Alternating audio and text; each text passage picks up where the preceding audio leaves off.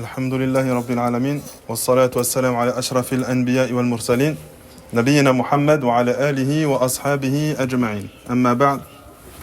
Donc on entre aujourd'hui dans le 6e cours sur les règles, ou plutôt la voie des salafs, et on verra aujourd'hui, Inch'Allah ta'ala, les fondements de notre minhaj. Avant de débuter le cours, j'ai placé le cours après le Maghreb. Je sais que des frères m'ont dit qu'après le Maghreb, il y a le cours du frère Miloud et le cours du frère Abdelrahman. Donc comme j'ai dit aux frères, priorisez les cours de ces frères-là, parce qu'ils ont un niveau bien supérieur au nôtre, premièrement. Et deuxièmement, moi les cours, je les remets sur le Telegram ou sur la chaîne YouTube, vous pouvez les réécouter. Et je crois que leurs cours, ils ne les transmettent pas sur leur chaîne. Donc vaut mieux assister à leurs cours en direct, et ceux-là, vous allez pouvoir les rattraper. L'année prochaine, où on essaiera de s'organiser pour ne pas faire les cours tous en même temps. Ça, c'est des lacunes qu'on a si on n'arrive pas à se connecter pour faire en sorte qu'on ait des cours à des horaires différents.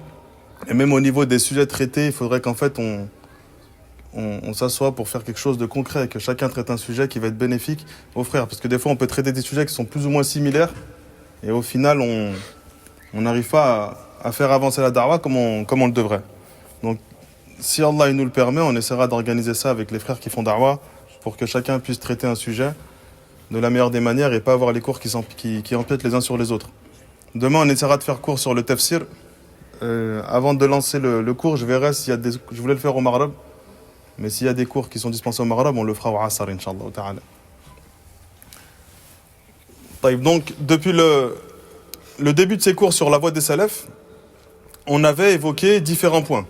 Et en fait, si on veut résumer ces différents points, on va s'apercevoir que les objectifs de suivre la voie des salafs, d'accord, vont se mettre sur plusieurs points. Premièrement, ça va être tahqiq al-ubudiyya. Ça va permettre, le fait de suivre cette voie des salafs, d'accord, et d'établir un point important qui est le fait de suivre la religion d'Allah avec la compréhension justement des plus prédécesseurs, ça va permettre de concrétiser cette servitude d'Allah subhanahu wa ta'ala, cette servitude sincère, c'est-à-dire que tu vas être au service d'Allah, soumis à Allah subhanahu wa ta'ala, seul et unique, sans associé. Le but, c'est ça. Pourquoi ? Parce qu'en fait, eux, ils sont venus propager la religion de notre prophète Mohammed sallallahu alayhi wa sallam avec les enseignements qu'ils ont appris de notre prophète alayhi wa sallam. Et en faisant cela, on va préserver, nous également, cette soumission pure à Allah subhanahu wa ta'ala. Deuxièmement, tahqiq al-ittiba'. Ça va permettre de concrétiser le bon suivi de notre prophète Mohammed sallallahu alayhi wa sallam, parce qu'on va réussir à avoir les enseignements de notre prophète dans chaque chose de notre religion. Donc le fait de bien comprendre la religion avec la compréhension des compagnons nous permet d'être dans le chemin que le prophète sallallahu alayhi wa sallam nous a demandé de suivre. Deuxièmement, hifdhu jama'atil muslimin. Ça va nous permettre de préserver l'unité des musulmans. L'objectif de ce minhaj, c'est de préserver l'unité des musulmans. Il n'a pas pour objectif de séparer les gens. Il n'a pas pour objectif de diviser les gens. Mais on avait évoqué dans les cours précédents que lorsque tu appelles à la vérité, forcément tu vas tomber face à des personnes qui vont s'opposer à cette vérité et qui vont vouloir prendre des chemins égarés. Celui qui prend un chemin autre que le chemin de la vérité, c'est pas toi, tu l'as excommunié. Il s'est sorti de cette jama'a, de ce groupe, de cette unité tout seul. Donc nous, on n'est pas là pour amener les gens à la division, on est là pour appeler les gens à la vérité. Celui qui veut prendre un autre chemin, c'est lui qui se sort tout seul de la voie des salafs. D'accord ? Surtout qu'on avait évoqué que le prophète sallallahu alayhi wa sallam nous a informé que cette communauté va se séparer en 73 branches. Une seule qui est sur la vérité. C'est-à-dire qu'il y a 72 branches qui appellent quotidiennement à leur égarement. Et une qui appelle à la vérité. Donc les ambiguïtés sont très répandues, les ambiguïtés sont très présentes au sein de la communauté musulmane. Mais il n'y en a qu'une seule qui appelle à la vérité. Et nous, on est là pour unir toutes ces branches et les appeler à la vérité.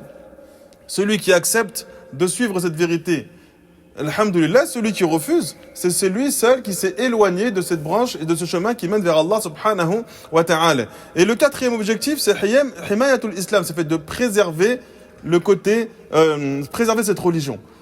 on est là, ou plutôt suivre la voie des salafs, permet de préserver la religion d'Allah subhanahu wa ta'ala de la manière dont, comme elle a été envoyée au prophète et comme les compagnons du prophète Mohammed sallallahu alayhi wa sallam l'a compris. Et lorsque tu te tombes face à des gens qui sont en opposition avec la croyance des salafs et que dans leur prêche, dans leur da'wah, ils sont en opposition avec la voie des salafs, alors toi, tu vas devoir adopter certains comportements. Tu ne peux pas agir avec eux de la manière qui te semble à toi être la plus juste. Il y a des règles à respecter. Parmi ces premières règles à respecter face à quelqu'un qui s'oppose à la vérité, c'est nasihatul mukhalifin, c'est fait de les conseiller celui qui s'oppose à la voix de notre prophète Mohammed sallallahu alayhi wa sallam. De quelle manière tu le conseilles? En lui dévoilant la vérité, en l'appelant avec sagesse, bil maw'idatil hasana, avec la bonne exhortation. Allah subhanahu wa ta'ala nous dit ud'u ila sabili rabbika, appelle au chemin menant vers ton Seigneur, bil hikmati, avec sagesse, wal maw'idatil hasana, avec la bonne exhortation. Donc ça fait partie de notre religion. On avait déjà expliqué dans les cours précédents ce verset-là de manière plus détaillée. Lorsque le prophète sallallahu alayhi wa sallam nous dit ad-dinu an-nasiha, la religion et le conseil. Lorsqu'on lui demande mais pour qui? Lillah wa li kitabihi wa li rasuli wa li a'immatil muslimin, pour l'ensemble de la communauté. Ce bon conseil, tu l'apportes à l'ensemble de la communauté d'Allah subhanahu wa ta'ala. Donc toute personne qui s'oppose à la vérité, tu as pour rôle et pour objectif de l'appeler à cette vérité. Que ce soit par ses œuvres, c'est-à-dire qu'il fait des péchés, il fait des désobéissances, dans lesquelles il s'oppose à la vérité. Donc lorsque tu fais un péché, tu montres ouvertement ton opposition à la soumission d'Allah subhanahu wa ta'ala, ou par des croyances. Donc le fait de s'égarer peut se faire par la croyance, mais peut aussi se faire par la désobéissance. Bien évidemment, celle qui est le plus grave, c'est les croyances, parce que nous, on a pour objectif de mettre en garde contre les croyances égarées. Notre objectif de base dans la mise en garde, c'est ça, mettre en garde contre les croyances. C'est ce avec quoi le prophète sallallahu alayhi wa sallam il est venu. Il est venu pour mettre en garde contre l'association d'Allah subhanahu wa ta'ala et de leur expliquer les conséquences de celui qui va tomber dans cet acte-là. Et lorsque tu échanges et tu débats avec quelqu'un, si tu es amené à débattre, mais lorsque tu appelles les gens à la vérité, il faut que tu le fasses avec douceur. Il ne faut pas qu'ils sentent de toi une sorte d'arrogance, une sorte de condescendance, comme si toi tu es sur la vérité et tout le reste, s'ils n'ont pas compris la vérité, tu es alors meilleur qu'eux. Il ne faut pas que tu leur fasses ressentir cette chose-là. L'imam Shafi'i rahimallahu ta'ala, il a dit: je n'ai jamais débattu avec quelqu'un avec pour intention de l'humilier. J'ai tout le temps essayé de faire en sorte de lui montrer la vérité sans lui faire ressentir une sorte d'arrogance ou de condescendance. C'est ça le comportement des salafs, le comportement des plus prédécesseurs. Deuxièmement, al-adlu ma'ahum, donc tu leur montres la vérité. Deuxièmement, il faut que tu sois juste envers eux. D'accord? De quelle manière tu vas être juste envers eux? C'est-à-dire que quand tu vas leur montrer la vérité, ou bien que tu vas dévoiler leur égarement, il faut que tu le fasses de manière juste. Tu n'as pas droit d'outrepasser les limites d'Allah subhanahu wa ta'ala. Tu n'as pas droit de laisser ta passion, laisser ta pulsion aller au-delà de ce qu'Allah subhanahu wa ta'ala t'a mis comme règle. Allah subhanahu wa ta'ala dit dans le Coran: Ya ayyuhalladhina amanu kunu qawwamina lillahi shuhada'a bil qist. Ô vous qui avez cru, soyez rigoureux dans vos devoirs envers Allah subhanahu wa ta'ala et soyez des témoins équitables. وَلَا يَجْرِمَنَّكُمْ شَنَآنُ قَوْمٍ عَلَى أَن تَعْدِلُوا اعْدِلُوا هُوَ أَقْرَبُ لِلتَّقْوَى. Et que la haine pour un peuple ne vous incite pas à être injuste envers eux-mêmes. Pratiquez l'équité, soyez juste envers eux, cela est plus proche de la piété. Donc celui qui va appeler les gens à la vérité et qui va s'opposer aux croyances égarées, ou peut-être à des gens qui ont des croyances égarées, il faut qu'il se montre juste dans les propos qu'il va dire sur ces personnes-là. C'est-à-dire que tu n'as pas le droit de parler de son physique, tu n'as pas le droit de parler de sa famille, tu n'as pas le droit de parler de ses enfants, tu n'as pas le droit de parler de ses parents, tu n'as pas le droit de parler de sa façon de marcher, En fait, tu dois parler que de choses qui sont liées à son égarement. Et malheureusement, il y a beaucoup de frères qui ne comprennent pas cette règle-là. Ils pensent que dès que quelqu'un s'égare, alors ça y est, hadith wa hara. Tu peux dire sur lui ce que tu veux sans que personne ne puisse s'opposer à toi. Tu vas dire des choses qui déplaisent à Allah subhanahu wa ta'ala. Allah azza wa jal, parmi les objectifs de sa législation, c'est de préserver l'honneur des gens. Ça, c'est un objectif de l'islam. C'est qu'on est là pour préserver l'honneur des gens. Et Allah subhanahu wa ta'ala, il a ouvert une porte dans laquelle tu vas avoir le droit de parler sur certaines personnes parce que l'intérêt de parler sur cette personne-là, il est plus grand que de se taire. Et donc Allah subhanahu wa ta'ala, il t'ouvre la porte pour que tu puisses parler sur l'honneur de cette personne, c'est-à-dire que tu vas parler de lui sur son égarement. Et ça va toucher à son honneur. Mais c'est une chose qui va être permise. Pourquoi ça va être permise? Parce qu'en fait, l'intérêt de parler de ce sujet-là va être plus grand que le fait de se taire. C'est-à-dire que les gens ne vont pas être dupés par cet égarement. Et en fait, une fois que tu es entré dans cette porte, tu as le droit de dire que ce qui va amener les gens à s'éloigner de cette personne-là, sans parler de son honneur, c'est-à-dire sans parler de son apparence physique. Il est grand, il est petit, il est gros, il est faible, il est maigre. Tu te sens parler des membres de sa famille, sans parler, peut-être il a un frère qui est égaré, et les gens ils vont dire ouais mais regarde son frère il est égaré, lui il est en train de faire ça. Mais ça c'est pas des choses qui font partie de la religion d'Allah subhanahu wa ta'ala. Et Ibn Kathir rahimahullah ta'ala il dit sur ce verset la yahmilannakum burd qawmin ala tark al-adl, que la haine contre un peuple ne vous amène pas à ne pas être juste envers ce peuple-là.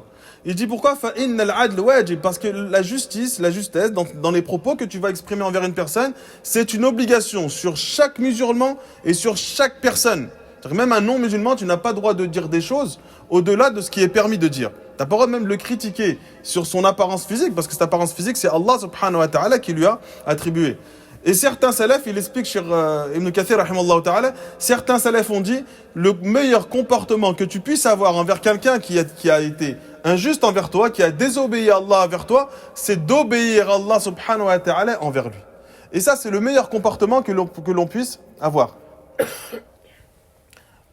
Mohammed ibn Abdullah al-Warraq, il évoque, il dit un jour, on est parti avec un groupe de personnes auprès de l'imam Ahmed.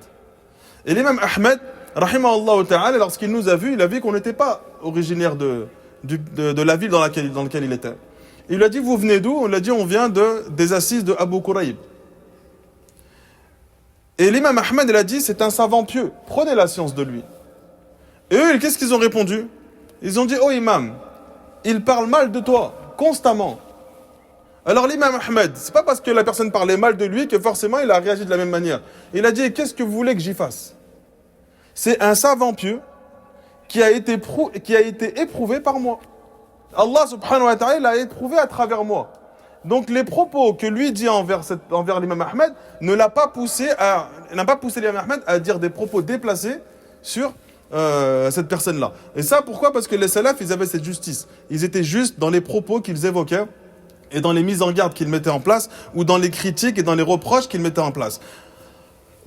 Allah subhanahu wa ta'ala dit وَمِنْ قَوْمِ مُوسَى أُمَّةٌ يَهْدُونَ بِالْحَقِّ وَبِهِ يَعْدِلُونَ. Et parmi le peuple de Moussa, il est une communauté qui guide les autres vers la vérité et qui par là exerce la justice. Donc ça c'est le comportement du prophète, le comportement de ceux qui ont suivi et même les comportements de ceux qui ont précédé, c'est de toujours se montrer juste lorsque tu mets en avant les égarements des gens.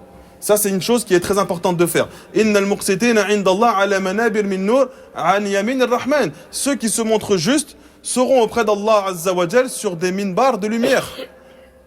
À droite du miséricordieux, c'est-à-dire à droite d'Allah subhanahu wa ta'ala. Ibn Qayyim rahimahullah ta'ala, il dit dans Shifa al-Alil, les gens de la sunna, la yuqabiluna bid'a bi bid'a. Ils ne répondent pas à une innovation par une autre innovation. Et ils ne rendent pas un batil ils ne répondent pas à un égarement par un autre égarement. Et ils ne sont pas animés par la haine qu'ils ont envers des personnes au point de se montrer injuste envers elles. Ça, c'est le comportement de Ahl Sunnah. Troisièmement, le comportement que tu dois avoir avec celui qui s'oppose à la Sunnah, qui s'oppose à la vérité, ar-rahmatu bihim. Tu dois avoir de la miséricorde pour eux. Et ce point-là, beaucoup se sont égarés. Parce qu'ils pensent que la miséricorde, cela veut dire de la complaisance. C'est-à-dire qu'en fait, tout le monde il est beau, tout le monde il est gentil, tout le monde appelle à ce vers quoi il semble être pour lui la vérité, alors que c'est en réalité un égarement, et tu vas les voir s'associer les uns aux autres, parce que justement ils te disent oui mais il faut qu'on ait de la miséricorde entre nous. La miséricorde qui est voulue, c'est pas de la complaisance où tu t'associes, où tu t'affilies, où tu prends comme ami des gens qui se sont éloignés de la voie de notre prophète Mohammed sallallahu alayhi wa sallam. Cette miséricorde, elle a pour but de les amener à la vérité. C'est-à-dire, propager la vérité, c'est cette miséricorde que tu vas leur transmettre. Mettre en garde contre leur égarement, c'est une miséricorde contre ces personnes-là. C'est-à-dire que toi, cette miséricorde, tu la mets en avant parce que tu appelles les gens à la vérité. Kuntum khayra ummatin ukhrijat lin-nas, vous êtes la meilleure communauté sortie pour les gens. Quelle est la première caractéristique qui est citée? C'est quoi la première caractéristique? Ta'muruna bil ma'ruf wa tanhauna 'anil munkar. Vous appelez à la vérité et vous interdisez le blâmable. Donc on comprend que on est la meilleure communauté sortie pour les gens lorsque on concrétise cet objectif. On appelle à la vérité et on met en garde contre les égarements. Si tu ne fais pas cela, alors tu ne concrétises pas cette caractéristique qu'Allah a accordée à cette communauté qui fait d'eux la meilleure communauté sortie pour les gens. Cheikh l'Islam Ibn Taymiyyah rahimahullah ta'ala, il nous dit wa a'immatu sunnati wal jama'a, les a'imma parmi les gens de la sunna, wa ahlul ilm wal iman, donc les gens de science qui ont cette foi, cette croyance juste en Allah subhanahu wa ta'ala, fihimul ilm, ils ont en eux la science, wal adl, la justice, wal rahma et la miséricorde. فيعلمون الحق الذي يكونون به موافقين للسنة سالمين من البدع. Pourquoi ils sont ainsi? Ils ont la science, ils ont la connaissance de la vérité. C'est une connaissance qui est en adéquation avec les enseignements de notre prophète sallallahu alayhi wa sallam, salimina min al-bid'a, c'est-à-dire ils sont exempts de toute innovation. ويعدلون على من خرج منها ولو ظلمهم, et ils sont justes envers toute personne qui sort de cette voie, même si celui-ci est injuste envers eux. Alors que Cheikh l'Islam, c'est l'une des personnes sur qui on a été le plus dur. On prend un Subki, qui est un grand Ash'ari, qui régulièrement faisait des répliques à Cheikh l'Islam Ibn Taymiyyah rahimahullah, dans lequel il l'insultait, il est extrêmement virulent avec lui, mais jamais Cheikh l'Islam il a prononcé des propos au-delà de ce qu'il devait recevoir. Donc ça, c'est le comportement des gens de la sunna. Et ensuite il dit wa yarhamun al-khalq, ils sont miséricordieux envers les créatures. Dans un autre passage, Cheikh l'Islam Ibn Taymiyyah rahimahullah ta'ala dit ahl sunnati wal jama'a a'lamun nas bil khaliq, sont les plus connaisseurs vis-à-vis du créateur, wa arhamun nas bil khalq, et les plus miséricordieux envers les créatures. Pourquoi? Parce qu'ils disent fa yuriduna lahumul khayr wal huda wal ilm, ils veulent pour eux, toi tu veux pour eux la guider, tu veux pour eux le bien et tu veux pour eux la science bénéfique. Et ils ne veulent pas pour eux le mal. Et ils ne commencent pas à s'attaquer à eux en disant des choses de mal qui sont déplacées. La seule chose que nous on met en avant, c'est les égarements de ces personnes-là. Et lorsqu'on a besoin de citer la personne de qui provient cet égarement, alors on cite la personne. Et on n'a pas droit d'aller au-delà de cela. Parce que c'est une interdiction. Cette porte, Allah, il te l'ouvre pour que tu puisses mettre en garde les gens contre ces mauvaises croyances, ou peut-être contre cette personne-là. Une fois que tu l'as fait, cette porte se referme. Si tu as parlé une fois et que cette parole est suffisante, tu n'as pas besoin de le redire, alors tu n'as plus le droit de reparler. Si tu reparles, c'est qu'il y a une utilité à rajouter des informations que tu n'as pas dit la première fois. Cela ne veut pas dire que tu as le droit de parler en boucle et tu passes ton temps à faire cela. Nous, on a pour voie d'appeler les gens à la vérité en propageant la croyance authentique. Celui qui est en adéquation avec cette croyance, alhamdoulilah, celui qui est en opposition, tu n'es pas responsable, toi. Tu n'es pas responsable de son égarement. Auprès d'Allah subhanahu wa ta'ala, tu ne seras pas blâmé parce que tu as propagé la vérité. Et cette vérité n'est pas liée au nombre de personnes qui acceptent de toi la vérité. Cette vérité est liée à ce que tu as propagé, c'est tout. Tu as propagé la vérité, tu en es récompensé auprès d'Allah subhanahu wa ta'ala. Que beaucoup de personnes aient suivi ou pas, ça ne te regarde pas, c'est pas entre tes mains.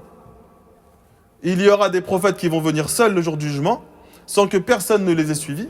Cela n'indique pas que leur prêche était mauvais, ou qu'ils ont mal appelé les gens à la religion d'Allah subhanahu wa ta'ala. D'autres vont être avec une communauté très grande, comme Moussa, ainsi que le prophète sallallahu alayhi wa sallam. Cela n'indique pas qu'ils ne sont pas sincères, parce que nous, on crée beaucoup de raccourcis. S'il n'y a pas beaucoup de monde, c'est que ton prêche, il est nul. C'est un peu ça. S'il y a beaucoup de monde, t'es pas sincère. Elles sortent d'où ces règles? C'est pas des règles qui font partie du minhaj de al-sunnah wal jama'a. Et ce qu'on doit mettre en avant, ce sont les égarements de ces gens-là. La priorité, c'est ça. On arrive à une époque où les frères salafis sont plus préoccupés par d'autres frères salafis que par les égarés. Et quand tu lui dis, mais en fait, il y a des égarements plus profonds, tu dis, oui, mais c'est connu. Mais appel contre ces égarements. Le prophète, il a prêché au tawhid pendant 23 ans à des gens qui avaient compris le tawhid.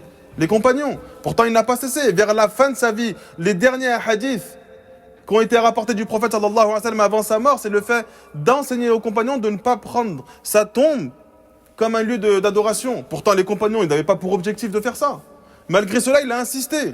Parce que ça fait partie des enseignements de notre prophète d'appeler les gens à la vérité, même si tu as l'impression que parler de tawhid, ça devient quelque chose qui devient presque lassant. Mais c'est ce dont tu as besoin pour te rapprocher d'Allah subhanahu wa ta'ala. Et les gens qui s'égarent, Cheikh Sindi, hafidallahu ta'ala, dans ses kitab al-Tawhid, dit « J'ai pour intime conviction que la plupart des gens qui se sont égarés, c'est la faute des prédicateurs qui n'ont pas insisté sur le Tawhid et qui ont pensé que c'était quelque chose qu'il fallait prendre à la légère, que ça y est, maintenant c'est connu, on va faire autre chose. » Il faut insister sur le fait d'appeler les gens à la vérité. Il faut insister sur le fait d'appeler les gens à la véritable croyance. Et insister sur le fait qu'il y a des personnes qui se sont éloignées. Il y a 72 sectes qui se sont égarées. Et ces 72 sectes appellent à leur égarement. Si toi tu te préoccupes de ton frère salafi, qui va contrer ces personnes-là? Qui? Et quand tu parles sur ton frère salafi, qui toi t'a précédé dans ce que tu as fait? On suit les savants, mais même Sabaqaka bihada, qui t'a permis de dire ça sur lui? Qui t'a autorisé? Les savants, c'est pas deux poids deux mesures, c'est quand tu as envie tu parles de savants et puis quand ça t'arrange pas, tu le mets un peu de côté. C'est ça la voie des salafs, c'est d'appeler les gens à la vérité. Il faut qu'on soit tous unis pour combattre ces croyances égarées. Et nous, il faut qu'on fasse l'effort de faire cela. De faire des cours dans lesquels, regardez les Ash'arira, ils ont pris de la place sur les autres réseaux sociaux, tu vois que eux.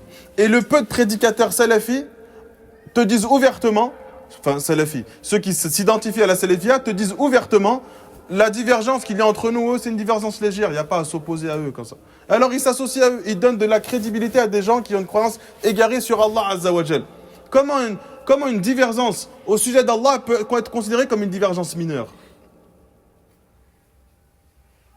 C'est contre cela qu'on doit combattre. Les Ash'arira, dans le même temps, dans le sujet de la foi, ils sont murji'a. Donc ils sont très présents, donc ils mettent en avant leur égarement sur les noms attributs d'Allah subhanahu wa ta'ala, et dans le même temps ils mettent en avant leur égarement sur le sujet de la foi. Et les frères, ils sont plus préoccupés contre leurs frères salafis que contre ses frères égarements. Ça montre que ta priorité n'est pas celle du prophète sallallahu alayhi wa sallam, c'est que dans ta da'wah, t'appelles bil aham fal aham, t'appelles aux gens vers ce qu'il y a de plus important, et ainsi de suite. Et ce qu'il y a de plus important, c'est avoir une bonne croyance sur Allah subhanahu wa ta'ala et avoir un tawhid qui est fort. Parce que c'est ce tawhid-là qui va te permettre de cheminer vers ton Seigneur Allah Azza wa Jal. Ensuite, quatrièmement, ce qu'il faut faire, c'est mubayyanatuhum wal bu'd anhum, c'est que tu mettes en avant leur égarement, tu mets en avant de qui provient ces égarements, et tu t'éloignes d'eux. Pourquoi tu t'éloignes d'eux? Pour pas que la vérité se mélange avec le faux. Parce que si tu t'associes à des gens qui sont innovateurs, même si ils ont eu qu'une seule erreur dans l'aqida, et tout le reste, ils sont dans le juste. Mais ils ont une grande erreur dans les fondements de la aqida qui fait qu'il est devenu murji'a, qu'il est devenu ash'ari, qu'il est devenu khariji ou autre. Et toi, tu t'associes à lui en disant, mais il n'y a qu'une divergence entre moi et lui, mais c'est une divergence majeure. Une divergence qui n'existait pas au temps des compagnons du prophète Mohammed sallallahu alayhi wa sallam. Des gens qui sont venus prendre des versets ou prendre des hadiths sur lesquels il y avait une certaine ambiguïté et ils l'ont compris à leur manière au point où ils se sont égarés. Parce que la plupart des sectes, si ce n'est toutes les sectes, elles ont mis en avant leurs raisons sur les textes. Pourquoi ils disent de Cheikh al-Islam Ibn Taymiyyah rahimallahu ta'ala, sa science a dépassé sa raison? C'est ce qu'ils disent sur Cheikh al-Islam. C'est une critique qui est en réalité une éloge. Sa science, elle a dépassé sa raison. C'est-à-dire que la science qu'il avait a fait en sorte que sa raison s'est soumise à cette science-là. Il n'a pas mis sa raison en avant pour dire en fait non, la main d'Allah, c'est pas une véritable main qui correspond à la grandeur d'Allah, mais en fait c'est une chose qui représente les bienfaits qu'Allah déverse sur ses serviteurs ou autres.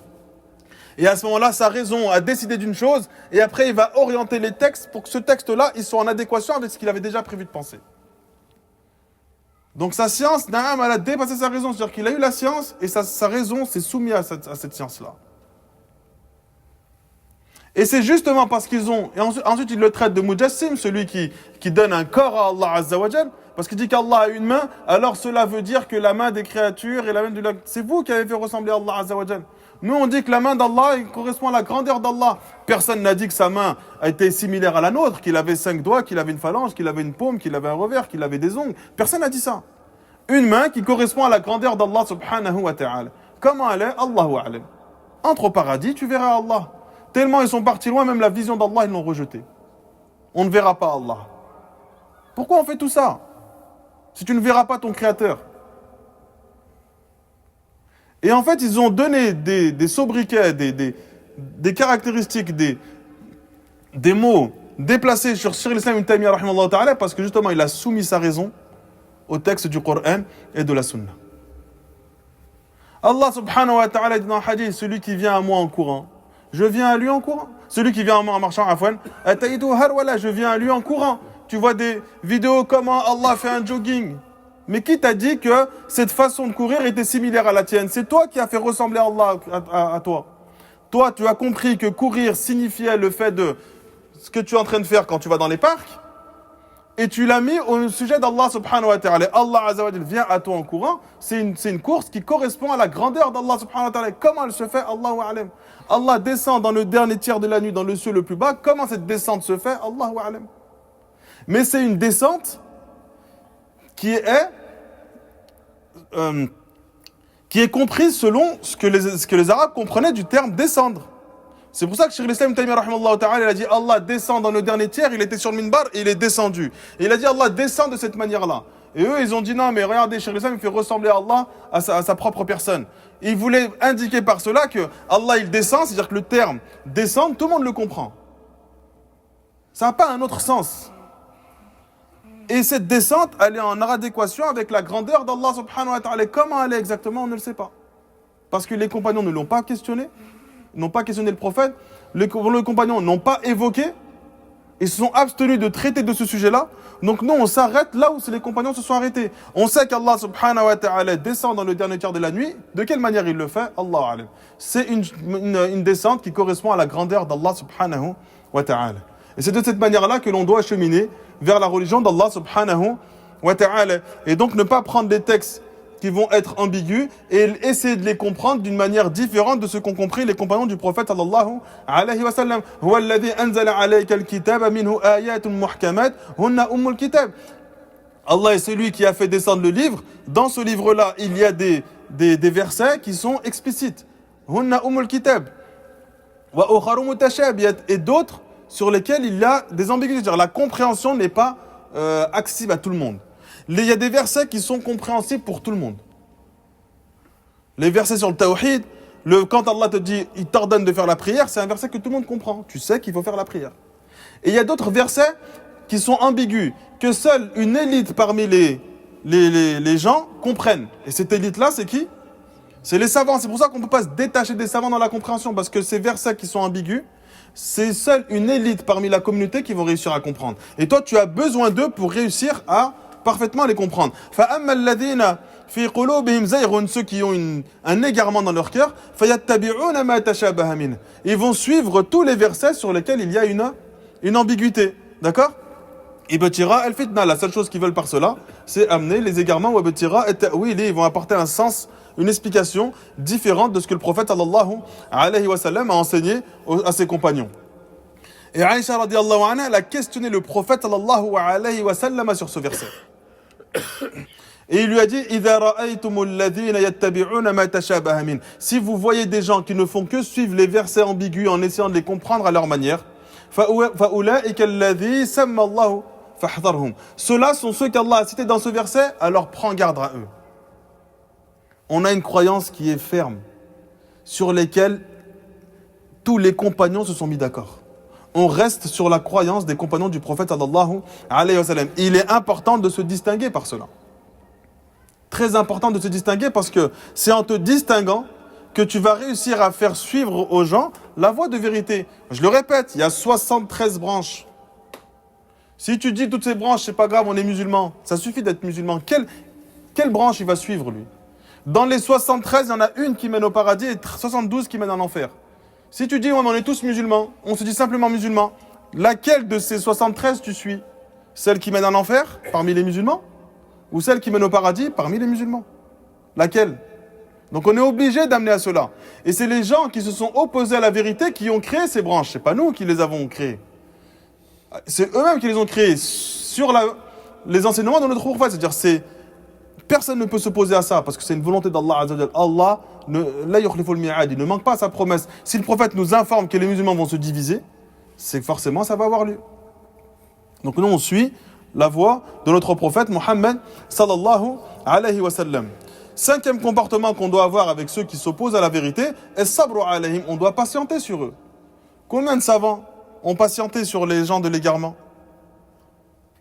Tu lis des fois des répliques de Cheikh Ubayd al-Jabiri ou Cheikh Rabi', dans l'introduction de Dieu, ça fait 40 ans qu'on patiente sur lui. 40 ans sur lequel cet homme-là est sur l'égarement et il patiente sur lui en train de le conseiller. Et au bout de 40 ans, des fois 50 ans, il décide de dévoiler ses égarements. Lorsque c'est 10 ans, c'est peu. Et des fois, ils le font très vite parce qu'ils s'aperçoivent que le mal, il est très profond. Alors lui, il faut vite que les gens se mettent en garde contre cette croyance qui sont égarées. C'est pour ça qu'il est important de tout le temps revenir aux savants, surtout dans ces sujets-là. Quand tu parles sur quelqu'un, écoutez bien les frères, quand tu parles sur quelqu'un, tu parles sur son honneur. Il est très facilement, ou plutôt tu peux très facilement dire une chose qui va être au-delà de ce que tu as le droit de dire. C'est pour ça que les savants, ils rattachent cette science à la crainte d'Allah Azza wa Jalla. Il ne suffit pas simplement d'avoir de la science, ou d'avoir la science sur ce frère-là. Il faut dans le même temps avoir la crainte d'Allah subhanahu wa ta'ala pour que tes propos ne soient pas déplacés. Et les savants ont ce rôle-là. Ils ont la science, et dans le même temps, ils ont la crainte d'Allah Azza wa Jalla. C'est-à-dire que tout ce qu'ils vont dire va être dit de la manière la plus juste. Et lorsqu'on voit que les frères qui se lancent dans ce domaine-là, on s'aperçoit peut-être qu'ils ont la science sur certains sujets, mais tu vois qu'ils n'ont pas la crainte d'Allah Azza wa Jal, parce qu'ils vont orienter leur discours vers des choses qui sont déplacées. Donc ils vont parler de l'honneur de la personne, ils vont parler sur sa personne, ils vont parler sur son épouse, ils vont parler sur ses enfants, il y en a, ils vont parler même sur les parents. Ils vont parler sur le physique, ils vont dire plein de choses qui ne sont pas permises d'être signalées. T'as pas à dire que la personne, elle est grosse, elle est maigre, elle mange d'orme. Ça te regarde pas, ça. Et les gens, c'est pas ça qu'ils ont besoin de savoir. Ils ont besoin de savoir quel est l'égarement de cette personne-là. Au point où toi, tu es bien à mettre en garde contre lui. Et lorsque tu mets en garde contre lui, au préalable, tu as informé les savants qui t'ont orienté. Tu as expliqué la situation. Pourquoi on a des textes où Cheikh l'Islam Ibn Taymiyyah rahimahullah ta'ala, il ne mettait pas en garde contre des grands Ash'a'ira. Ils ne mettaient pas en garde contre eux. Et d'autres qui étaient moins connus mettaient en garde. Parce qu'il analysait la situation. Lui, c'était le seul dans cet endroit-là qui appelait les gens à la religion d'Allah Azza wa Jalla. Et il avait cet égarement. L'autre, il y en a plein qui sont sur la vérité dans cet endroit-là. Donc lui, on peut l'évincer. Il y en aura d'autres. Il y aura un badil, il y aura un remplaçant. Alors que lui, dans cette ville-là, dans ce pays-là, il n'y a personne. Il y a certains pays d'Afrique où le shirk il est répandu et tu trouves un ou deux frères qui sortent de la Jami'a al-Médine qui vont aller apprendre le tawhid là-bas et tu vois des frères, ouais mais il faut mettre en garde contre lui. Mais c'est le seul. Si tu l'enlèves lui, il reste quoi? Il y a un frère turc qui a une chaîne sur laquelle, un frère turc sur la sunna, qui a une chaîne dans laquelle il propage la vérité, il propage le tawhid et certains mettent en garde contre lui parce que dans telle affaire il n'a pas pris la bonne position. Mais c'est le seul. C'est le seul turc du monde qui appelle les gens au tawhid. J'exagère, mais c'est presque ça. Et toi, tu mets en garde contre lui. Mais il faut que tu analyses la situation. Tu n'as pas le droit de t'exprimer tant que tu n'as pas analysé la situation.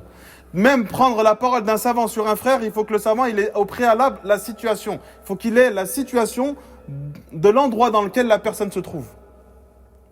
Pour qu'il puisse apporter une réponse qui est juste. Quand tu vois les savants en Arabie Saoudite, il y en a plein.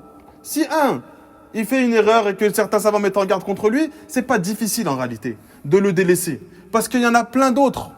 Et eux, ils le savent. Pourquoi vous attachez à lui qui a des égarements alors qu'il y en a 100 qui sont sur la droiture? Mais ça, c'est pas une chose que tu vas appliquer dans tous les pays du monde. Il y a des pays où tu vas devoir te montrer beaucoup plus tendre. Cheikh Ibn Baz, rahimallahu ta'ala, il avait cette qualité. Il y avait des personnes qui avaient des égarements. Wallah, si lui, il était en Arabie Saoudite, personne n'aurait pris de lui. Parce qu'on peut l'enlever et mettre plein de remplaçants. Mais ils se sont trouvés dans des pays dans lesquels il n'y avait que eux qui appelaient à la vérité ou qui appelaient au tawhid. Mais il avait des erreurs dans la croyance. C'est quoi qui est meilleur? Que les gens ils s'éloignent de la religion d'Allah subhanahu wa ta'ala dans son intégralité, ou qu'ils prennent la religion et le tawhid et que dans un ou deux points, il a enseigné cet égarement. Cheikh Sulayman al-Rahili, on lui a posé une question. Un homme, il lui pose une question, il lui dit, je suis dans une mosquée. Dans cette mosquée-là, et dans cette ville-là, je suis le seul à appeler au tawhid. Mais dans la mosquée dans laquelle je suis, il m'impose une innovation. Il m'impose, c'est imposé, j'ai pas le droit de faire autrement. Et j'ai envie de sortir de cette mosquée. Qu'est-ce que je fais? Cheikh Sulayman a dit, tu restes. Tu restes parce que tu es le seul à appeler au tawhid. Et cette bid'a, tu l'as fait. Tu la condamnes avec ton cœur, tu l'as fait et tu les appelles au délaissement de cette bid'a. Il a dit parce que si tu ne le fais pas, ils vont mettre quelqu'un qui va accepter de faire la bid'a et qui va accepter d'en propager d'autres. Parce qu'il a la clairvoyance. Le but, c'est que les gens se rapprochent d'Allah subhanahu wa ta'ala. L'objectif principal de ta da'wa, c'est que les gens se rapprochent d'Allah. C'est ça le principal objectif de la religion d'Allah subhanahu wa ta'ala. C'est qu'on est au service d'Allah azza wa jalla. Tu es au service d'Allah. Toute ta vie est vouée pour Allah. Ton travail, il est destiné à satisfaire Allah azza wa jalla. Il doit t'amener à la satisfaction d'Allah azza wa jalla. Lorsque tu parles avec quelqu'un, cette interaction, cette discussion a pour objectif de t'amener à te soumettre à Allah subhanahu wa ta'ala. Tout ce qu'il y a dans ta vie, parmi les choses de ce bas monde, ont pour objectif de t'amener à la soumission d'Allah subhanahu wa ta'ala. Et notre rôle, c'est d'appeler les gens à cela. De ne pas condamner, excommunier les gens de ce minhaj, ou carrément de la religion d'Allah subhanahu wa ta'ala, parce que toi, tu as décidé que lui ne devait plus faire da'wah.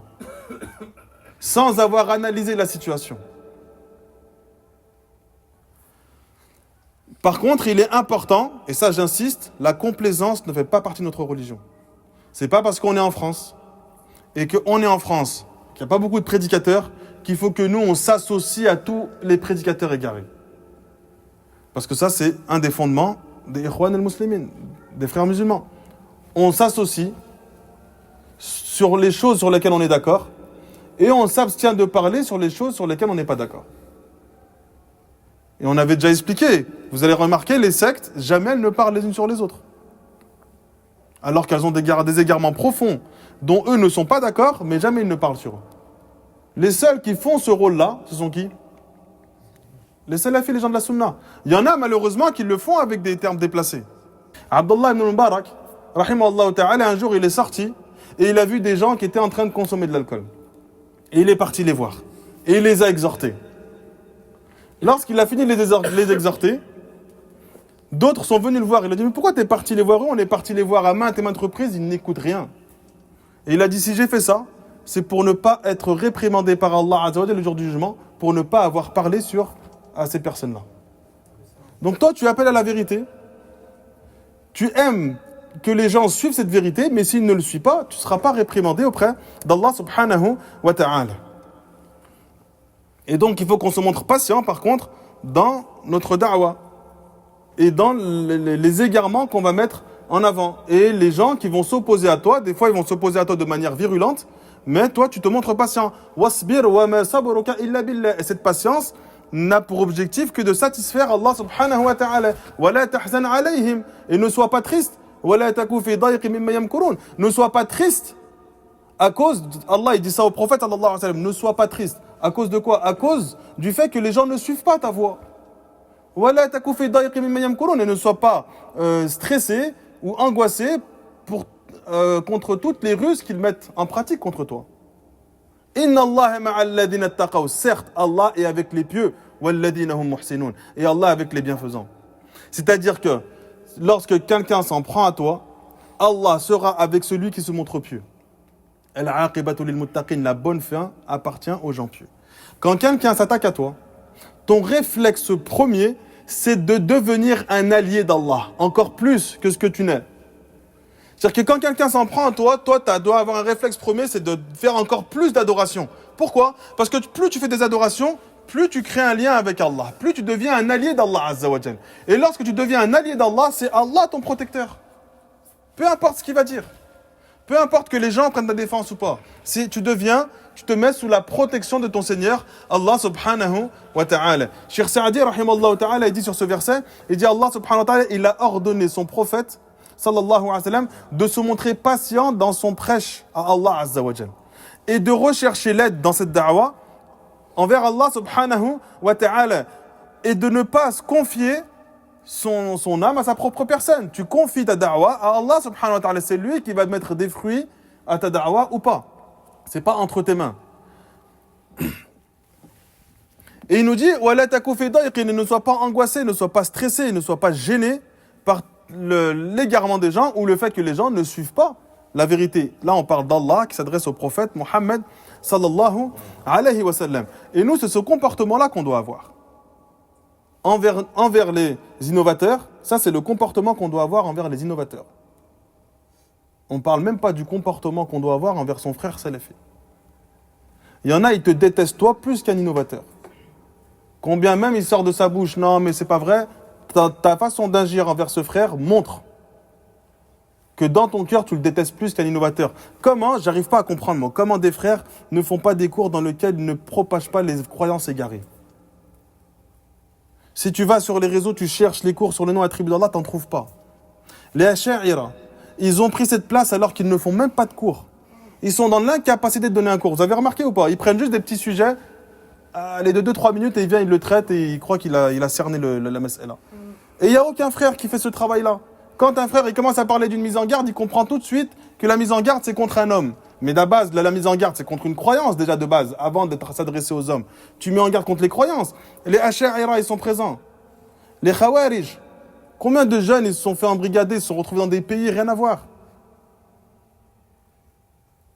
Les Murji'a. La foi ne fait pas partie, c'est-à-dire que, vas-y, tout le monde est un bon musulman. Il n'y a plus de différence. Même si tu n'œuvres pas, c'est pas grave. Même si tu fais les plus grands des péchés, c'est pas grave, t'es quelqu'un de bien. C'est ça, c'est notre religion. On s'est rabaissé à ça. Et nous, on est en train d'alimenter ça. En empêchant les frères de la Sunna d'appeler à la vérité. On est censé être tous unis. Dans cet appel à la vérité et à la religion d'Allah subhanahu wa ta'ala. Ensuite, ce minhaj, il repose sur plusieurs fondements. D'accord? Et là, on va entrer dans les différents fondements de ce minhaj. Et vous allez voir ce à quoi, normalement, le salafi il doit appeler. C'est tous ces fondements qu'on va évoquer qui fait partie de ta religion. Les 3 premiers fondements, ce sont des sujets qu'on a déjà évoqués au préalable. D'accord? Mais on va revenir sur ces sujets-là de manière un peu plus détaillée. Le premier fondement de la voie des salafs, le tout premier fondement, c'est l'attachement au Coran. Ta source principale, c'est le Coran et la Sunna. Tu n'as pas d'autre source. Il n'y a aucune source extérieure qui peut venir apporter une plus-value à cela. Ta raison n'est pas une source sur laquelle on va se référer. On arrive à une époque où il y a une science qui est mise en avant et qui est beaucoup utilisée même par des musulmans qui donne l'impression d'être une plus-value à l'islam. On voit, il y a beaucoup de psychanalystes, psychologues, psychanalystes musulmans, thérapeutes ou autres. On en voit beaucoup. Quand ils parlent, tu as l'impression qu'ils sont en train d'apporter des informations sur l'être humain et sur comment se comporter qui ne font pas partie de la religion. Allah n'est-il pas plus connaisseur de ce qu'il a créé? Allah, il t'a créé toi. Il connaît ton âme et ta personne mieux que toi-même. Et il connaît donc ce qui est bon pour toi mieux que toi-même. Pourquoi tu vas apporter des éléments extérieurs à la religion d'Allah subhanahu wa ta'ala comme si cela était une plus-value? Et quand tu les conseilles, ils te disent non mais moi je parle pas de religion. C'est justement parce que tu parles pas de religion et que tu t'identifies à l'islam qu'on te blâme. La religion d'Allah subhanahu wa ta'ala en soi, il y a tous les ingrédients qui te permettent d'avoir une vie heureuse dans ce bas monde et bien évidemment dans l'au-delà. Sans que tu aies besoin d'apporter des éléments extérieurs. T'en as pas besoin. Et celui qui se lance dans ça, il doit faire prendre conscience aux gens de cela. Il y a tout dans le Coran. Si ton cœur t'arrive à le renforcer, alors toutes les épreuves t'arrivent à les surmonter. Quelles qu'elles soient. Aussi grande soit-elle, ton cœur, il arrive à surmonter cette épreuve. On a dans notre prophète sallallahu alayhi wa sallam le meilleur des hommes. Le meilleur des hommes. Est-ce qu'il a eu besoin de tel psychologue, tel psychanalyste? Est-ce qu'il a eu besoin d'avoir des références extérieures? C'était quoi sa référence? Le Coran. Allah subhanahu wa ta'ala. La révélation. Les compagnons du prophète. C'était quoi leur référence? Le prophète et la religion d'Allah subhanahu wa ta'ala. Ils n'ont pas eu besoin d'avoir éléments extérieurs pour faire partie des meilleures créatures. Combien d'hommes après les compagnons ont atteint un niveau de science plus grand que certains compagnons? Est-ce que ça a fait d'eux des gens meilleurs? Ils n'ont jamais pu atteindre le niveau de soumission des compagnons. Le niveau de piété des compagnons. Personne. Parce qu'ils ont pris directement leur bonheur et leur apaisement à la source, qui était la révélation d'Allah subhanahu wa ta'ala par le Coran et par la sunna de notre prophète Muhammad sallallahu alayhi wa sallam. Ce sont ça nos références. Le prophète, il a passé une vie d'épreuve. Lorsqu'on apprend, pourquoi les savants ils disent que le meilleur moyen d'augmenter sa foi, c'est d'apprendre à connaître la vie du prophète. Quand tu apprends et tu vois la vie du prophète, ta foi augmente. Parce que tu vois par tout ce par quoi il est passé. Ça crée un lien entre toi et le prophète sallallahu alayhi wa sallam. Le prophète, il a passé une vie d'épreuve. Depuis sa naissance. Avant même qu'il naisse, son père, il était mort, alors que sa mère, elle était encore enceinte. Il est né orphelin. Sa mère meurt alors qu'il est en bas âge, à 6 ans. C'est-à-dire qu'il a passé que 2 ans avec sa mère. Le prophète, il est né. De 0 à 4 ans, il l'a passé avec Halima Sa'diya, celle qui l'avait allaité. À 4 ans, vient le moment où Jibril se présente à lui, lui ouvre la poitrine et lui lave son cœur et enlève de son cœur haddu shaitan, la part de shaitan qu'il y a en chaque être humain. Halima, elle est effrayée, elle ramène le prophète sallallahu alayhi wa sallam à sa mère. Il passe de 4 ans à 6 ans avec sa mère, que 2 ans. Sa mère décède. Il reste avec son grand-père, Abd al-Muttalib. Très peu d'années. 2 ans, 3 ans. Son grand-père décède, avec qui il avait créé un lien fort, il était très aimé. Autour de la Kaaba, il y avait un endroit qui était réservé à Abd al-Muttalib. Personne n'avait droit de s'asseoir là-bas, si ce n'est le prophète sallallahu alayhi wa sallam.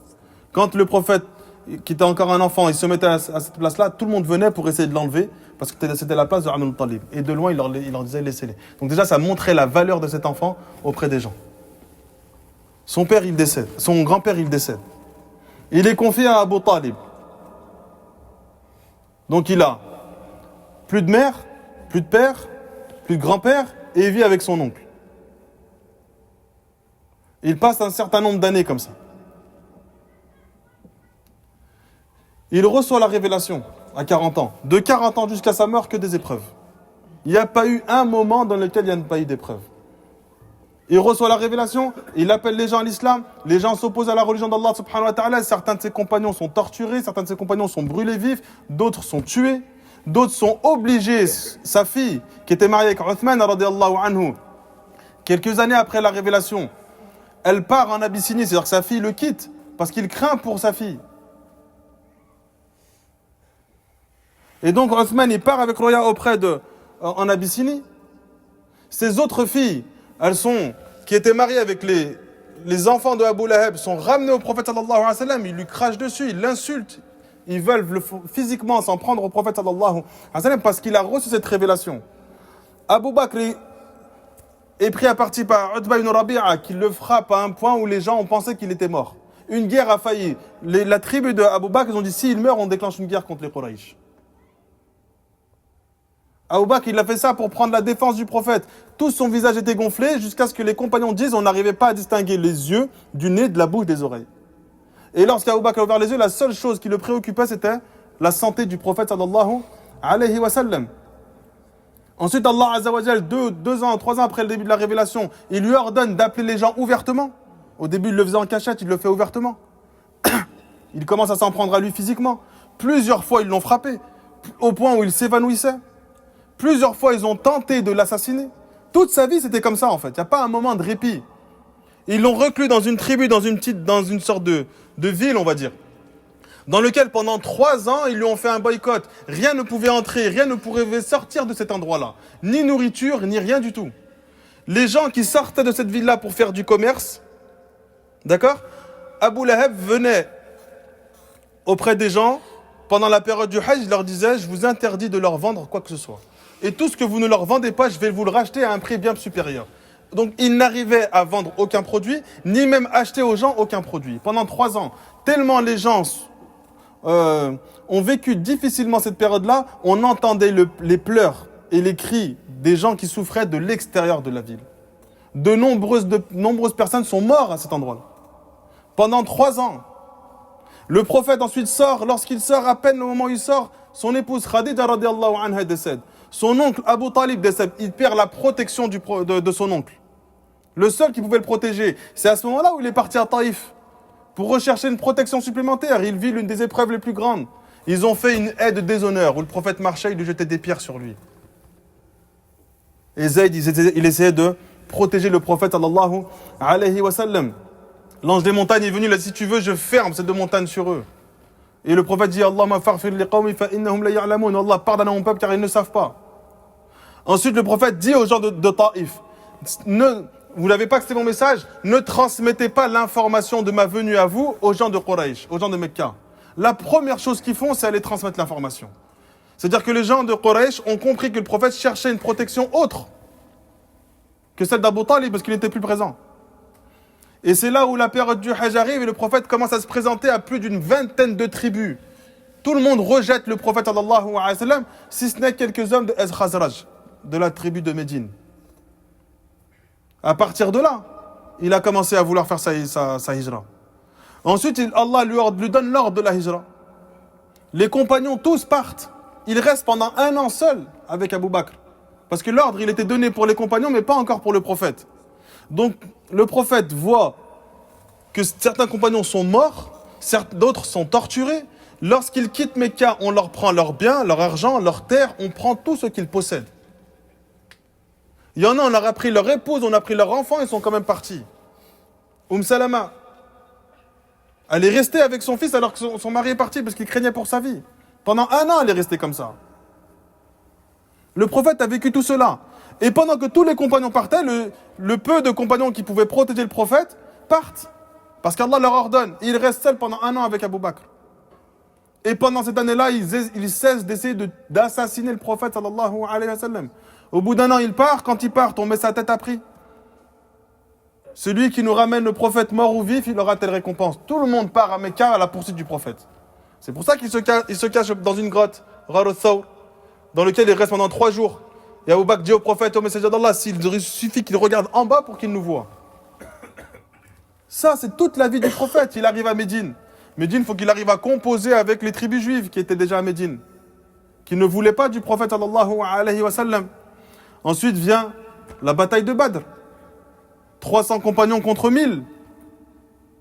Après la bataille de Badr, pendant le mois du Ramadan, la bataille de Badr. Le 17 de Ramadan, au début du mois de Shawwal, la bataille d'Uhud. 700 contre 3000.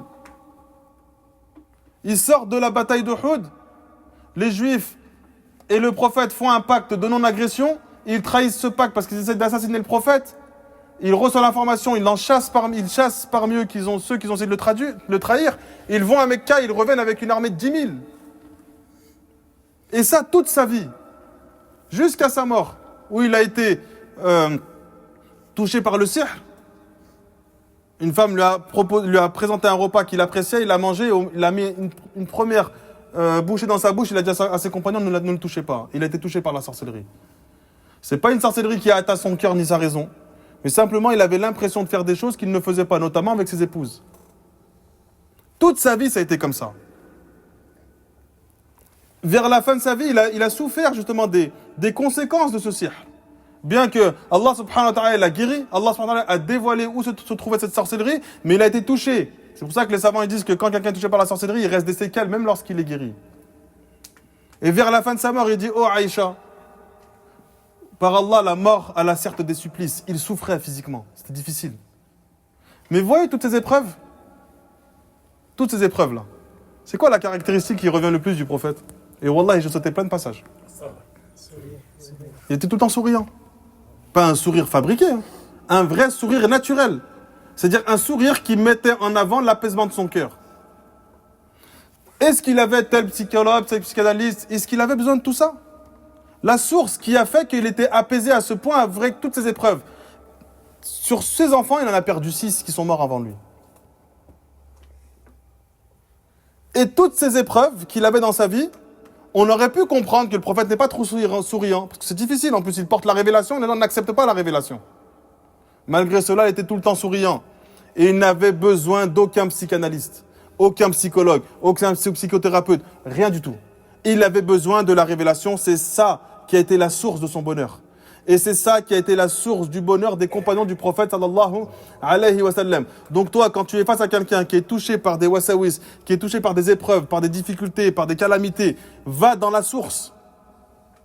Commence pas à dire, ouais, mais un tel il a dit. Des fois, on ramène des paroles des gens qui ne sont pas de l'islam, comme si c'était devenu une preuve pour que l'islam, c'est la vérité.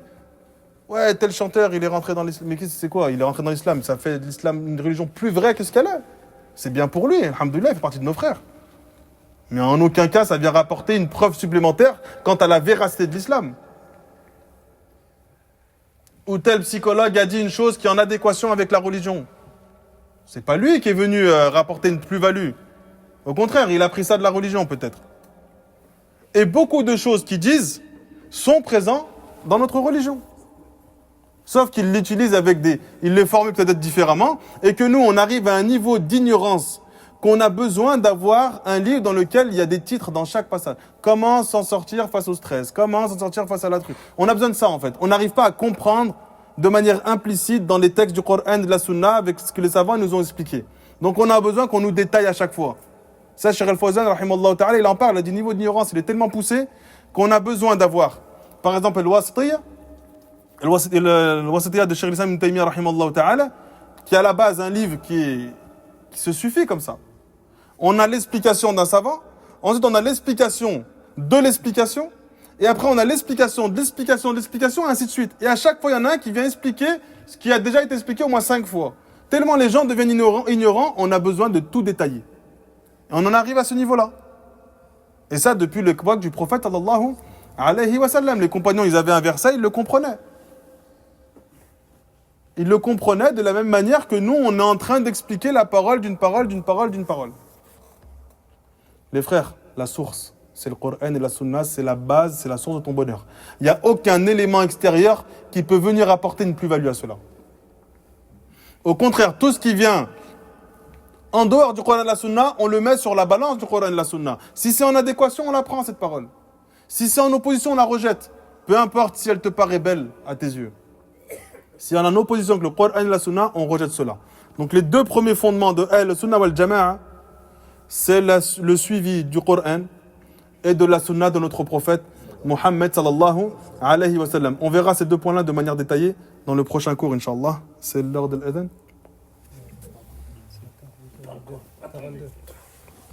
Il est quelle heure? C'est à 42? Ah, il reste du temps alors. Et donc ce Coran-là, Allah subhanahu wa ta'ala nous demande dans son livre de le suivre. Donc voici mon chemin de droiture, suivez-le. Et ne suivez pas les différentes voies, vous allez dévier de ce chemin. Donc le Coran, c'est le chemin qui te mène vers la vérité. Et il y aura d'autres voies qui vont s'ouvrir, qui vont t'amener vers l'égarement. Si tu commences à suivre ces autres voies, alors tu vas délaisser la voie qui te mène à la satisfaction d'Allah subhanahu wa ta'ala. Ittabi'u ma unzila ilaykum min rabbikum. Suivez ce qui vous a été descendu de la part de votre Seigneur. Wa la tattabi'u min dunihi awliya. Et ne suivez pas d'autres en dehors d'Allah subhanahu wa ta'ala. Wa ma ataakumur rasulu fakhudhuhu. Ce avec quoi le prophète est venu, prenez-le. Wa ma nahakum anhu fantahu. Ce qui vous a interdit, alors éloignez-vous-en. Ya ayyuhalladhina amanu stajibu lillahi wa lirrasul idha da'akum lima yuhyikum. Ô vous qui avez cru, répondez à l'appel d'Allah et à son messager lorsqu'il vous appelle à ce qui vous fait vivre. Donc ça, c'est la voie de notre d'Allah Azza wa Jal. On a des hadiths où Allah nous demande de suivre le Coran ou de suivre la Sunna. Taraktu fikum shay'an lan tadillu ba'dahuma. Je vous ai laissé des choses avec lesquelles vous n'allez jamais vous égarer. Le Coran wa sunnati, ainsi que ma sunna. Le prophète sallallahu alayhi wa sallam nous dit: alaysa tashhaduna an la ilaha illallah wa anni rasulullah. Ne témoignez-vous pas que Allah Azza wa Jal, c'est le seul qui mérite l'adoration et que je suis son messager? Qalu bala ya Rasulullah. Ils ont dit effectivement, au messager d'Allah. Qala inna hadha al-Qur'an tarafuhu bi yadillah. Certes, ce Coran, une partie de lui est entre la main d'Allah Azza wa Jal. Wa tarafu bi aydikum. Et l'autre partie de ce Coran est entre votre main. Fatamassaku bi. Restez cramponnés à ce Coran. Fa innakum lan tadillu wa lan tuhliku ba'dahu abada. Parce que jamais vous allez être égarés ni vous allez périr en restant attachés et cramponnés à ce Coran. Et le Coran, dans la législation de la religion d'Allah subhanahu wa ta'ala, il est au même niveau que la sunna. Ou plutôt la sunna, elle est au même niveau que le Coran. D'accord? On ne peut pas détacher le Coran de la sunna de notre prophète Muhammad sallallahu alayhi wa sallam. Ibn Mas'ud radiyallahu anhu, il nous dit Ya ayyuhan nas, inna Allah ba'atha Muhammadan bil haqq. Oh vous les gens, certes Allah a envoyé Muhammad sallallahu alayhi wa sallam avec la vérité. Wa anzala alayhi al-furqan. Il a fait descendre sur lui al-furqan, sur le Coran, qui est le discernement. Wa farada alayhi al-fara'id. Et il a ordonné sur lui les ordres d'Allah subhanahu wa ta'ala. Wa amarahu an yu'allima ummatahu. Et il lui a ordonné d'enseigner, d'apprendre à sa communauté. Faballagha risalata. Il a transmis parfaitement ce message. Wa nasaha li ummati. Il a apporté ce bon conseil à sa communauté. Wa 'allamahum ma lam yakunu ya'lamun. Il leur a enseigné tout ce qu'ils ne connaissaient pas. Wa bayyana lahum ma yajhalun. Il leur a mis en avant, de manière explicite, tout ce qu'ils ignoraient. Fattabi'uhu. Suivez la voie du prophète sallallahu alayhi wa sallam. Wa la tabtadi'u. Et n'innovez pas dans la voie de notre prophète sallallahu alayhi wa sallam. Faqad kufitum. On vous a apporté tout ce dont vous avez besoin. Il n'y a rien qui doit être ajouté à la religion d'Allah subhanahu wa ta'ala. Il dit ensuite kullu muhdathatin bid'a. Chaque innovation ou chaque chose nouvelle est une innovation. Wa kullu bid'atin dalala. Et chaque innovation est un égarement. L'imam al-Asbahani rahimahullah ta'ala, il nous dit wa amma ahlus sunnati wal jama'a. Plutôt wa amma ahlul haqq. Quant aux gens de la vérité, faja'alu al-kitab was sunnah amamahum. Ils ont mis le Coran et la sunna devant eux. Et ils ont recherché la religion à travers ces deux choses-là. Leur connaissance de la religion des gens de la vérité, elle se fait à travers le Coran et la sunna de notre prophète sallallahu alayhi wa sallam. Ensuite il dit, et tout ce que leur raison a essayé de comprendre, ils l'ont mis sur la balance du Coran et de la sunna. S'ils voient que leur raison est en adéquation avec le Coran et la sunna, ils la prennent. Wa shakarullah. Et ils remercient Allah d'avoir fait en sorte que leurs raisons saines sont en adéquation avec les textes authentiques. Lorsqu'ils voient que cela est en opposition avec le Coran et la Sunna, ils délaissent les mauvaises pensées ou les choses qu'ils avaient dans leur esprit. Et ils se sont penchés, ils ont pris le Coran et la Sunna comme étant leur référence. Et ils ont remis le tort sur leur propre personne. L'erreur ne vient pas du Coran. L'erreur ne vient pas dans la compréhension des compagnons du prophète sallallahu alayhi wa sallam. L'erreur vient de toi s'il y a une chose dans le Coran ou la Sunna que tu n'arrives pas à comprendre. Et c'est la façon d'agir des plus prédécesseurs. Si il vous vient de moi une guidée, celui qui suit ma guidée, il ne sera jamais égaré et ne sera jamais triste. Ibn Abbas radiyallahu anhu, il dit sur ce verset, Allah s'est porté garant pour celui qui lit le Coran et qui suit ce qu'il y a comme enseignement dans ce Coran, de faire de lui quelqu'un qui ne sera jamais égaré dans ce bas monde, et qui sera jamais triste dans l'au-delà. Et ensuite, il a resté ce verset, Ibn Qayyim rahimahullah ta'ala nous dit, il nous enseigne, il nous donne l'importance de suivre le Coran et de la Sunna.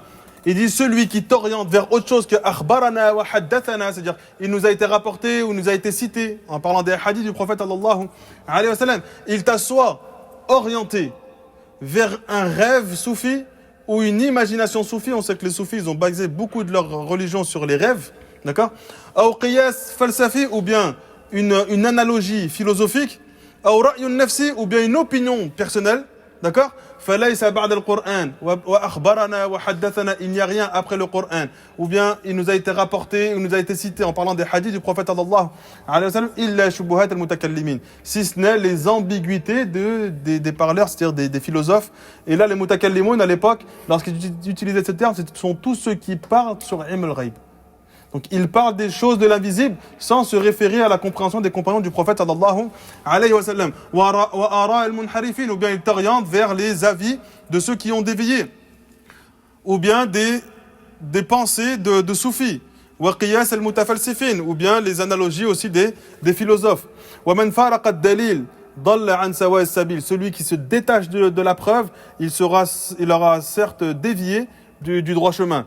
Wala dalil ila Allah wal jannah sawa al kitab wal sunnah. Il n'y a pas de chemin, de guide qui te mène vers Allah et vers le paradis d'Allah si ce n'est le Coran et la sunna de notre prophète sallallahu alayhi wa sallam. Il dit ensuite tout chemin Tout chemin qui ne te mène pas vers le Coran et la Sunna est forcément un chemin qui te mène vers le diable et vers le châtiment d'Allah subhanahu wa ta'ala. Il est donc important pour nous de se mettre sous la protection d'Allah azza wa jalla. Shaitan, il est extrêmement faible. Inna kayda ash-shaytani kana da'ifa. Certes, la ruse du shaitan est faible. Shaitan, par Allah, il est faible. Donc si Shaitan, il arrive à t'atteindre, c'est pas parce qu'il est fort, c'est pas parce qu'il est plus fort que toi, c'est parce qu'Allah, il a enlevé la protection de toi et lui, il a réussi à t'atteindre. C'est juste ça. Si tu comprends ça, il y a une grosse partie de ta vie qui va changer. Pourquoi Allah subhanahu wa ta'ala ouvre une brèche à ce que Shaitan arrive à t'atteindre? Pourquoi cette protection que tu dois avoir d'Allah subhanahu wa ta'ala, tu ne l'as plus? Faut pas que tu dises Shaitan, il a des milliers, voire des millions d'années dans la ruse. Il va réussir à m'égarer moi parce qu'il a réussi à en égarer d'autres. Comme si Shaitan, il avait une force particulière sur toi. Ou un ascendant sur toi. Wallah, il n'a rien. S'il arrive à t'atteindre, c'est parce qu'Allah, il a enlevé cette protection. Et si Allah, il a enlevé cette protection, c'est parce qu'il y a des failles en toi. Et s'il y a des failles en toi, il faut que tu les corriges. Et si la façon de les corriger, il faut que tu reviennes aux sources. Le Coran et la Sunna. C'est aussi simple que ça. Tu vois des gens qui t'appellent dans certains problèmes de leur vie, tu comprends que son problème, il est lié au fait qu'il ne cherche pas à revenir à la source. Il veut s'agripper à plein de solutions éphémères qui ne sont pas citées par le Coran ni par la Sunna. Revenez à la source. Travaillez votre cœur. C'est ce à quoi le prophète sallallahu alayhi wa sallam a appelé. Il a renforcé le cœur des compagnons. Et en renforçant le cœur, ils ont réussi à surmonter toutes sortes d'épreuves. Et Ibn Qayyim, rahimallahu ta'ala, nous dit ensuite wa sunnatu ma'al Qur'an laha thalatha hawal. La sunna, vis-à-vis du Coran, elle ne sort pas de trois situations. Premièrement, la sunna vient appuyer un texte du Coran. C'est-à-dire que dans le Coran, il y a un texte qui est explicite où tu pourrais ne pas avoir besoin de la sunna. Celui qui lit le Coran, il comprend que dans le Coran, il faut unifier Allah azza wa jalla.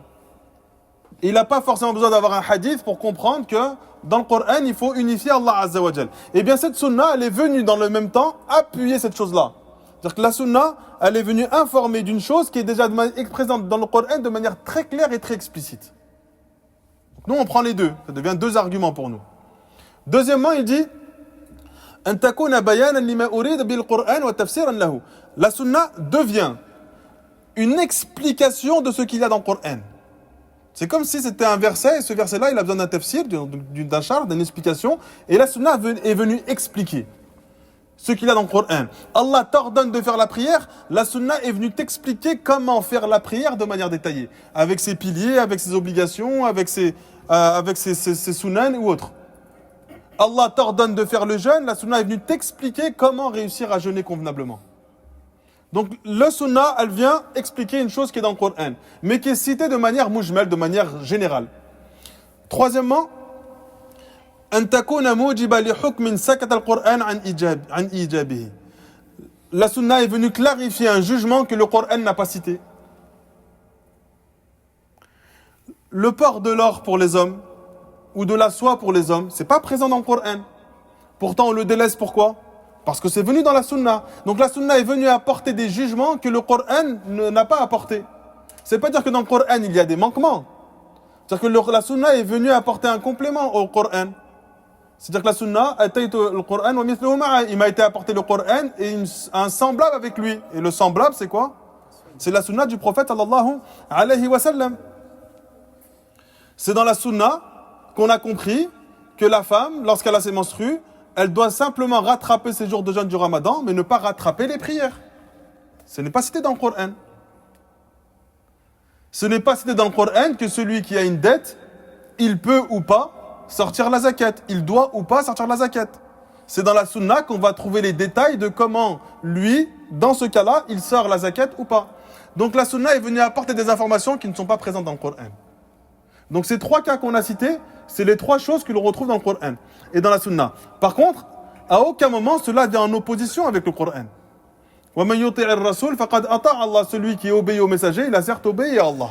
Et Ibn Qayyim, rahimallahu ta'ala, il dit, si on n'était pas amené à suivre le prophète sallallahu alayhi wa sallam en lui-même, c'est-à-dire qu'on suit le prophète avec des jugements qui ne sont pas forcément présents dans le Coran. Et que les gens pensent qu'on doit suivre le prophète que dans des choses qui sont présentes dans le Coran, il n'y aurait eu aucune utilité à ce qu'Allah envoie un prophète. Pourquoi on envoie un prophète si tout est explicite dans le Coran? C'est justement parce que le prophète, il est venu pour apporter cette révélation et pour expliquer aux gens la révélation, ou bien pour apporter des jugements qui ne sont pas présents dans le livre d'Allah subhanahu wa ta'ala. Il dit ensuite, la sunna ne vient pas s'opposer au Coran, à aucun moment. Et il dit donc, si tu as deux hadiths authentiques, explicites, clairs, sur lesquels il n'y a aucun doute sur leur authenticité, tu ne trouveras jamais ces deux hadiths en opposition, sauf s'il y en a un qui est venu abroger l'autre. Autrement, ça n'existe pas. Il y a des hadiths que quand tu les lis, t'as l'impression qu'ils sont en opposition. Par exemple, il y a deux hadiths dans Sahih Muslim, où le prophète sallallahu alayhi wa sallam nous dit, j'ai oublié le lafz en arabe, où il nous dit la viande qui touche directement le feu annule les ablutions. On a un autre hadith où le prophète donne l'information opposée. Donc c'est deux hadiths dans lesquels il y a deux jugements différents. Là, on comprend que dans ces deux hadiths qui sont authentiques, il y en a un qui est venu abroger l'autre. Parce que deux hadiths ne peuvent pas s'opposer, ça n'existe pas. Il dit celui qui pense ça, il pense qu'Allah subhanahu wa ta'ala a des failles dans sa révélation. Donc, on regarde l'historique des hadiths qui ont été révélés par le prophète et on essaie de savoir à quel moment celui-ci a été révélé et à quel moment celui-ci a été révélé. Et à partir de là, on apporte un jugement. Celui-ci est venu abroger celui-ci. Là, en l'occurrence, au début de la révélation, toute viande qui était touchée directement par le feu annulait les ablutions. Jusqu'au moment où le prophète a apporté un jugement qui était différent de celui-ci. Donc on a des choses comme ça dans le Coran, dans la Sunna, qui viennent s'opposer, mais parce qu'il y en a un qui est venu abroger l'autre, alors celui qui est venu abroger, il vient annuler le jugement de l'autre. Mais deux hadiths qui viennent s'opposer comme ça n'existe pas dans la Sunna de notre prophète, Muhammad sallallahu alayhi wa sallam. Ni la Sunna vient apporter une opposition au Coran, ni le Coran vient apporter une opposition à la Sunna, ni la Sunna entre elles, ni les versets du Coran entre eux. Ça, c'est une chose qui n'existe pas parce que cette religion, elle est d'institution divine. C'est-à-dire qu'elle vient d'Allah Azza wa Jal.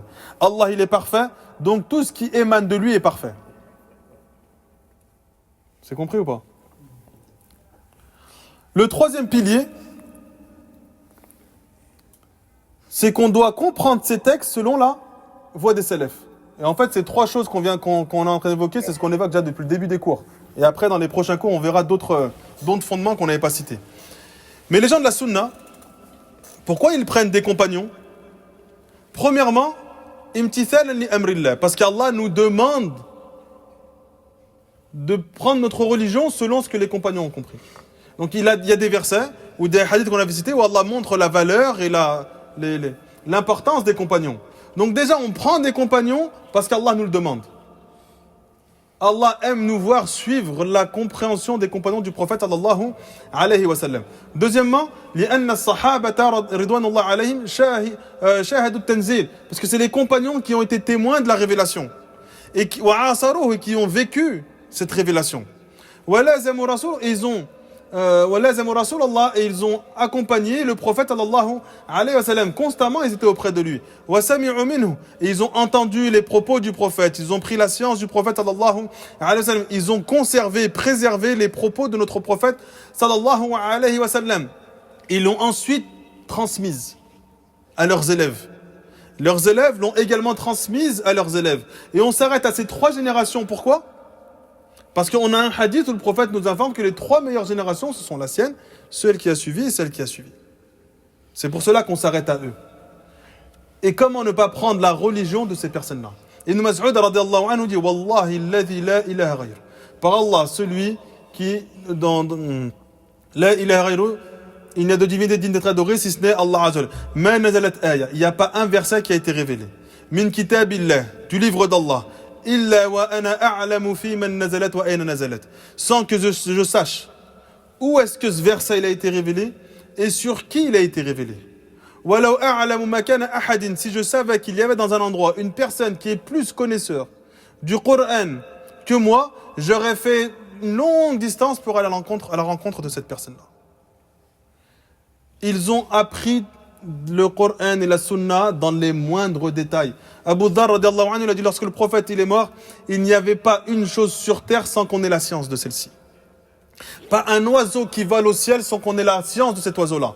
C'est-à-dire que savoir si on a le droit de le manger, si on peut le manger, comment on va le manger, comment on va le sacrifier, quel est le jugement et le comportement qu'on doit avoir avec cet oiseau-là, si on le laisse vivant ou si on va l'utiliser. Donc tout ce qui est lié à la création est connu par les compagnons.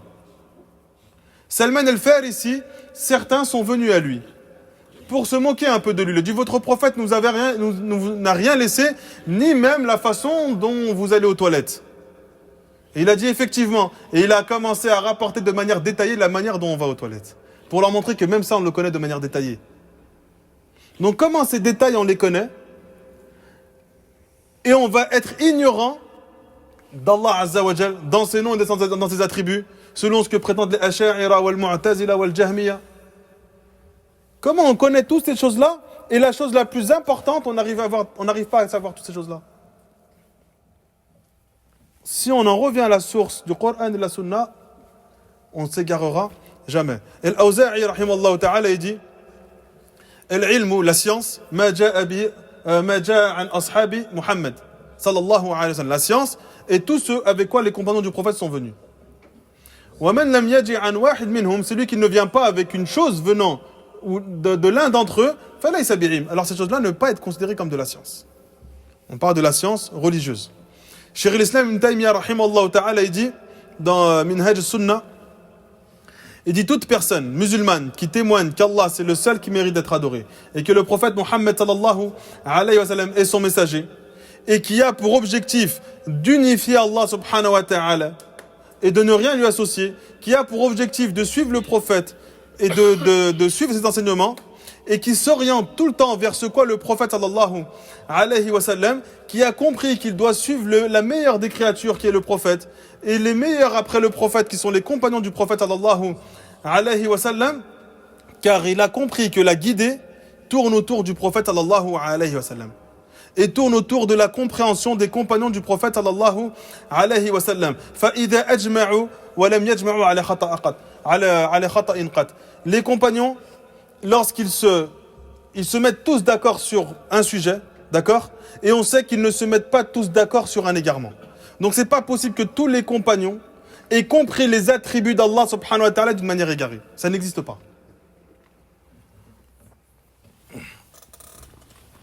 Il dit, et une parole qui a été dite par un des imams de la sunna, qui est en opposition avec la parole des compagnons, alors cette parole de cet imam est considérée comme une erreur. Peu importe le rang qu'il a atteint auprès des gens. Pourquoi il a dit? Parce que la religion qu'Allah subhanahu wa ta'ala a envoyée au prophète sallallahu alayhi wa sallam, elle n'est pas rattachée à un savant. Elle n'est pas rattachée ne serait-ce qu'à un seul compagnon. Elle est rattachée à la compréhension de l'ensemble des compagnons du prophète sallallahu alayhi wa sallam. Il a dit, si on a cette croyance, alors on a mis un homme parmi les savants ou parmi les compagnons au même niveau que le prophète sallallahu alayhi wa sallam. Et ça n'existe pas. Donc les compagnons, on va s'assurer qu'ils se sont tous mis d'accord sur un sujet. Et lorsqu'ils se sont tous mis d'accord sur un sujet, on comprend que c'est pas possible qu'ils se soient tous mis d'accord sur un égarement. Ça n'existe pas. Et on s'aperçoit que dans les sujets de la religion, Allah subhanahu wa ta'ala a fait en sorte que les compagnons sont en adéquation sur tout ce qui touche au sujet de la croyance. Et on parle des grands sujets de la croyance. Parce qu'il y a eu des divergences entre les compagnons sur des sujets qui ne sont pas majeurs dans la croyance. Par exemple, certains compagnons avaient pour avis que le prophète de son vivant a vu Allah Azza wa Jal. D'autres, parmi eux Aïcha radiallahu anha, ont pour avis, et ils avancent eux-mêmes le hadith, que le prophète n'a pas vu de son vivant Allah. Il y avait entre lui et Allah un voile de lumière. Par contre, le fondement principal de cette croyance, ils sont tous unanimes pour dire que au paradis, nous verrons Allah Azza wa Jal. Sur ça, ils n'ont pas divergé. Ils ont divergé simplement sur le cas du prophète de son vivant. Donc ça existe des fois des différends entre les compagnons sur des sujets mineurs, que ce soit dans la jurisprudence ou même dans les sujets de croyance. Mais nous, on parle des fondements de la religion. Ensuite, on va prendre notre religion des élèves des compagnons. Qatada radiallahu anhu l'a dit, il n'y a pas dans le Coran un verset, illa wa qad sami'tu fiha shay'an, sans que je n'ai entendu une chose des compagnons sur celle-ci. Mujahid, rahimallahu ta'ala, dit Aradtu al-Mushaf, j'ai lu le Mushaf à Ibn Abbas à 3 reprises. Min fatihatihi ila khatimatihi, de la Fatiha jusqu'à sa fin. Il n'y a pas un verset sur lequel je ne me suis pas arrêté pendant ces 3 lectures sans que je ne demande à Ibn Abbas de me donner l'information sur ce verset. Comment tu ne veux pas prendre la science de ces gens-là? Comment tu veux prendre une croyance autre que cela? Et prendre une croyance des personnes qui sont venues après eux? Ce sont ceux qui ont vécu la révélation. Et ce sont ceux qui ont pris la science des compagnons qui ont, eux, vécu la révélation de notre prophète Mohammed sallallahu alayhi wa sallam.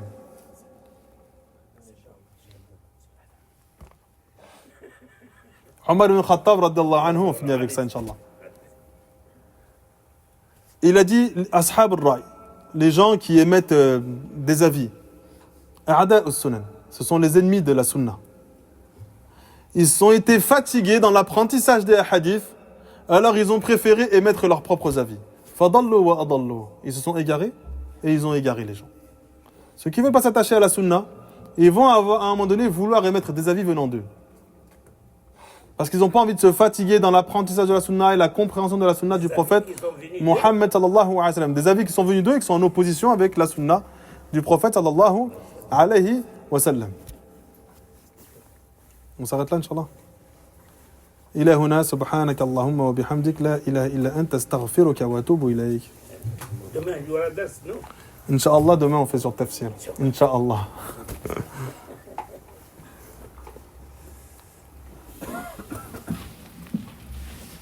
Allahu Akbar, Allahu Akbar. Allahu Akbar, Allahu Akbar. Allahu Akbar, Allahu Akbar. أشهد أن لا